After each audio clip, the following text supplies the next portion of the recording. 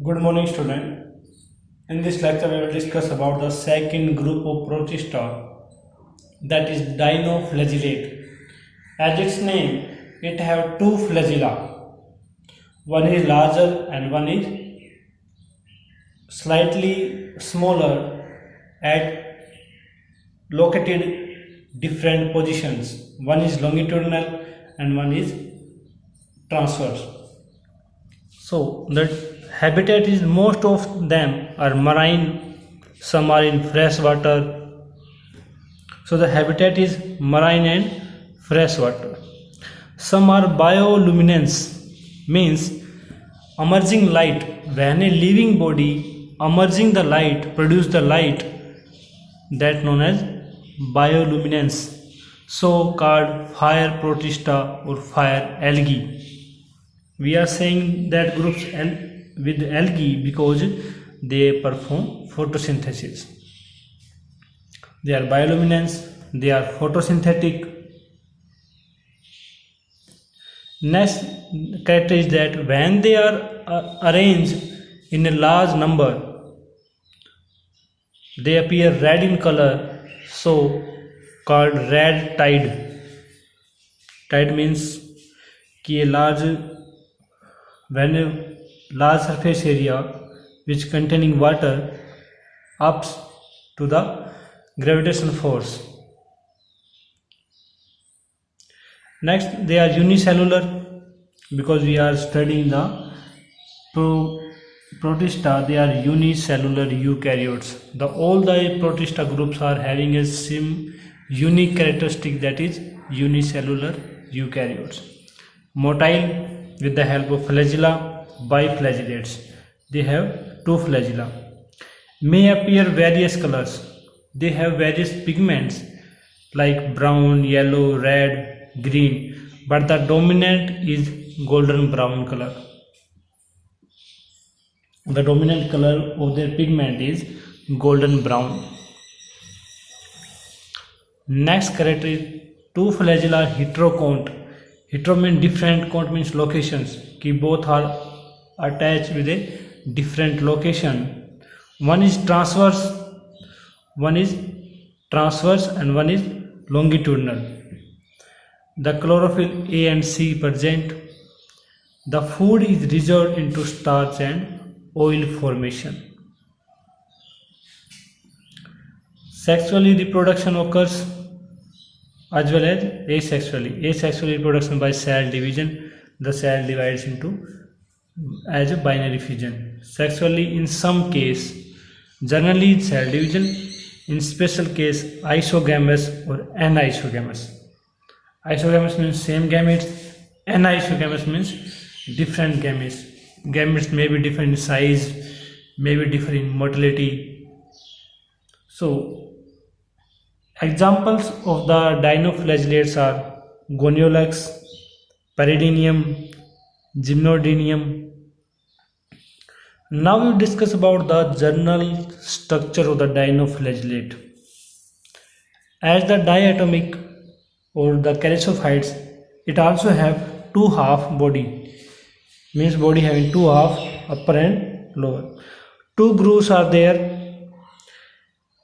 This is the transverse groove and this is the longitudinal groove.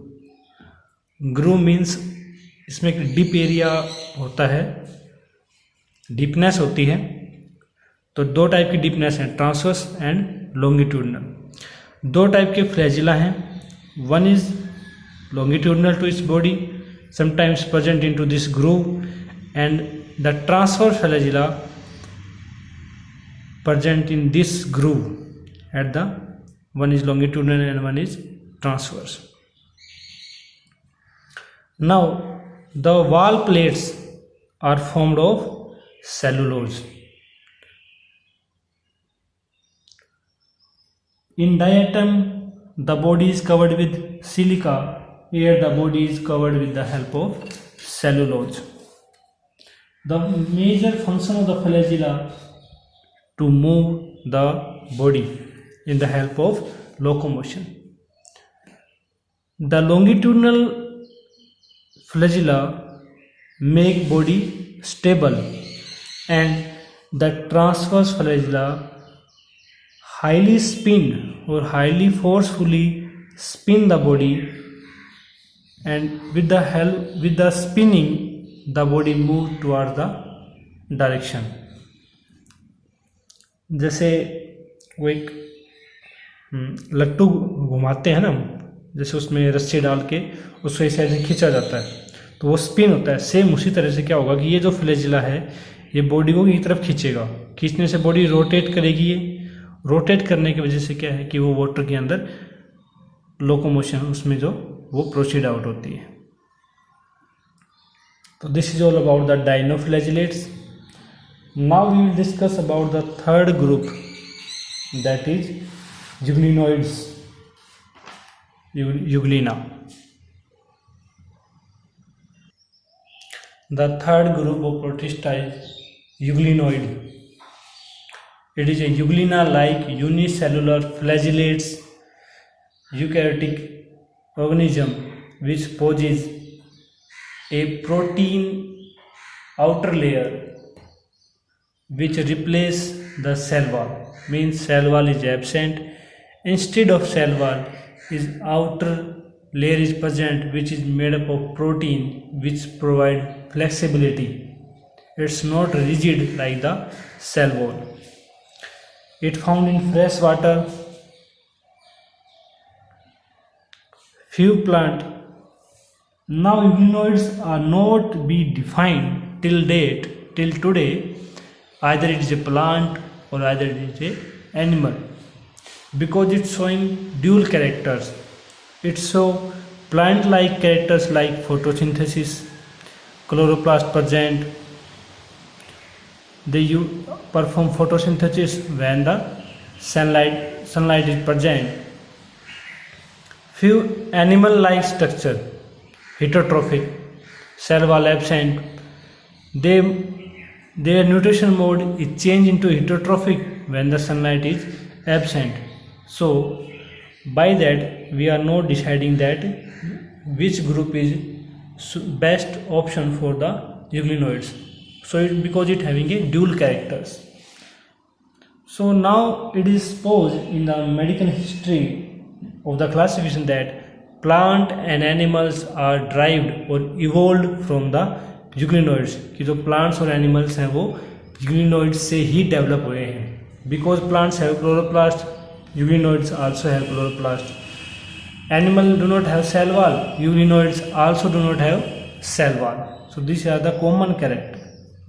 So we can say that it is a connecting link between plant and animals. Now this is the structure of the euglenoids. It having two flagella. One or flagella number is basically 2. Sometimes it may be 1. One is larger and one is smaller. The smaller flagella are used to capture the food, because we are saying it's a heterotrophic mode also, and the long flagella used for locomotion. The outer layer, which is denoted here by red line, is pellicle, flexible protein layer. It having some storage particles. It having chloroplast that contains chlorophyll A, B and xanthophyll. It also have a eye spot or pigment spot, which is used to trap the solar energy, that is known as red pigment. It having a red pigment naming is that astaxanthin. So in the red pigment present in the eye spot of the euglena is called astaxanthin. And the storage particles, we have different storage particles. In charisophytes we studied oil, starch. Into the diatoms,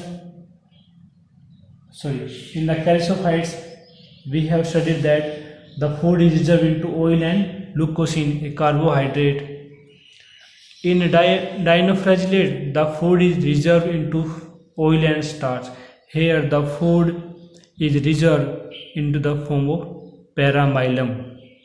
It is a different chemical composition than starch and glycogen. Now, according to the different characters, it have different names. If you are studying botany, a botanist called it Euglenophyta. If a zoologist studied it, considered it under protozoa and a special group Mastigophera, and the commonly called as Phytomastigophora. The phyto means botanist name plant, and the Mastigophera means zoological name. Now we will discuss about the reproduction type in the Euglena. Reproduction is by binary fission. Body divided into two halves, but the binary fission is longitudinally. First, the body lost their flagella. Non-flagellated body. The upper parts becomes double. The cytoplasm also increasing. Size is also increasing. Then body divided into two equal halves from this line and poses new flagella. So these are the new daughter cells.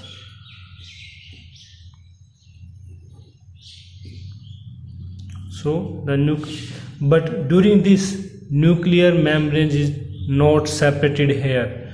They intact till the separation. So this is all about the Euglena general characters, their structure and the reproduction. Now we will discuss about the reproduction asexually and the sexually reproduction which occurs into euglenoids.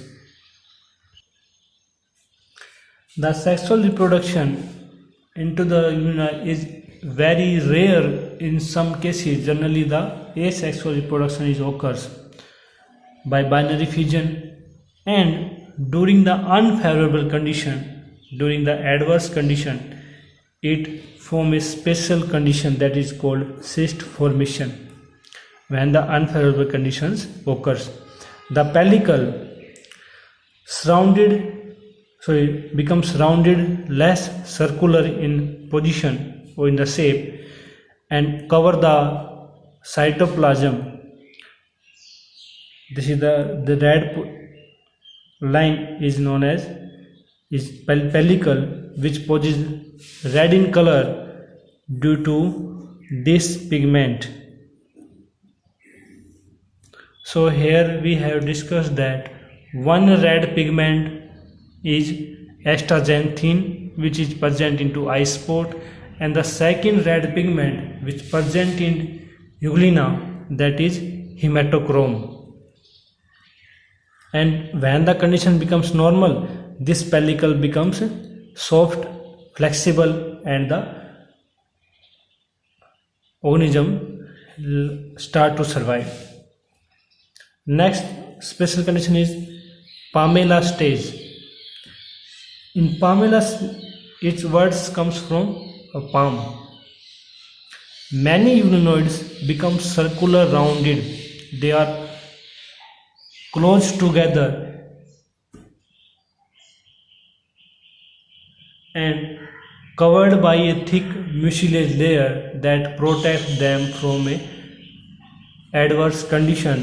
When the condition becomes formal, the thick mucilage layer becomes disappear, and all the euglenoids survive as normal conditions. So this is all about the euglenoids. Now we discuss about the next group of the next division of the Protista, kingdom Protista, that is slime molds. अभी तक हमने जितने भी जो groups पढ़े हैं protista में वो सारे फोटोसिंथेटिक हैं. Euglenoids एक स्पेशल केस है which perform both. Now we will discuss about the second classification based upon the nutritive mode, that is saprophytic and decomposition, that is slime molds. They are saprophytic, they depend for their food upon dead and decomposing matter. Their habitat is dark and damp places. They are uninucleate, chloroplast absent, so chlorophyll also absent, phagotrophic nutrition because they are saprophytic, cell wall absent, only plasma membrane present. Cell wall is absent. Like euglenoids, there is no extra membrane, only the plasma membrane is present. Reproduction is by vegetative. First vegetative method, fragmentation, body divided into multiple fragments. Sclerotia formation, it is a special condition where the slime molds arrange together form a plasmodium configuration and covered by the cytoplasm, that is secreted by the plasma membrane, and after that the all cells are becomes separated. This is about the general character and the vegetative reproduction. Now we will discuss about the next asexual and sexual reproduction of the slime molds. In asexual reproduction, there is a spore formation occurs. The group of cells that is known as plasmodium or plasma possesses a vertical structure, that is sporangia, produce spore. These spores undergo differentiation into myxoamoeba, amoeba-like structure, and a swarm cell which having a longitudinal body, contractile vacuoles, and two flagella of whiplash type. Whiplash type means the flagella are thicker or wider at the base and becomes narrow till the end.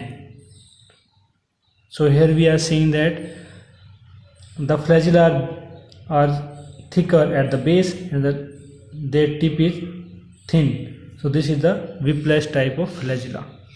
Now we have two gametes, we have two spores, myxoamoeba and swarm cell. And myxoamoeba and swarm cell further grow as a single cell slime mold. The sexual reproduction having three possible phases by which the sexual reproduction may be proceed out with the help of myxoamoeba and swarm cell. First, the two myxoamoeba may be fused. The two myxoamoeba cells become fused and form a new slime molds. Next possible, one swarm cell reduce or loses,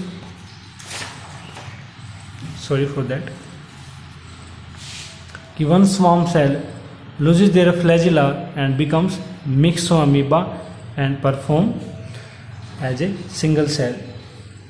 Next one is two swarm cells fuse.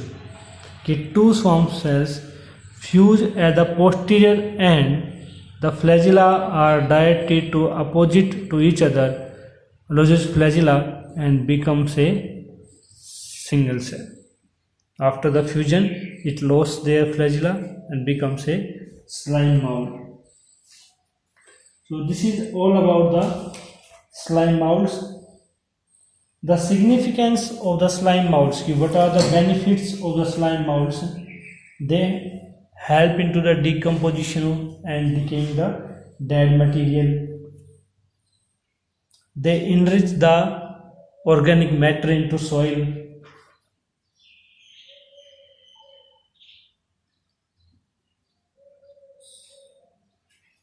And the protoplasm or the plasmodia of slime molds are an excellent example for the study of protoplasm.